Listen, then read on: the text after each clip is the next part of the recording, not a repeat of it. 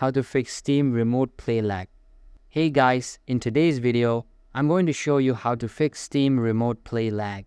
So make sure to watch this video till the end and let's get started. First, open the Steam app and make sure you're logged into your account. At the top left, click on the Steam tab, then choose Settings.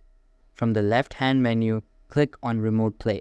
Now check the box for Enable Remote Play if it's not already selected. Next, click on Advanced Host Options. Make sure to enable the following. Allow direct connection, set this to automatic. Enable hardware encoding, toggle this on. Prioritize network traffic, toggle this on as well.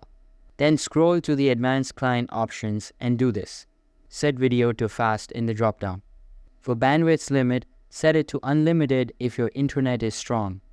Otherwise, choose automatic or any recommended option. Turn on limit resolution if your connection is weaker. And make sure hardware decoding is also enabled. Once you've applied all these settings, click Apply, then OK, and relaunch your remote play session. That's all for the video. If this helped you fix the lag, don't forget to like, subscribe, and hit the bell icon for more tech fixes. See you in the next one. That's all for the video and see you in the next one.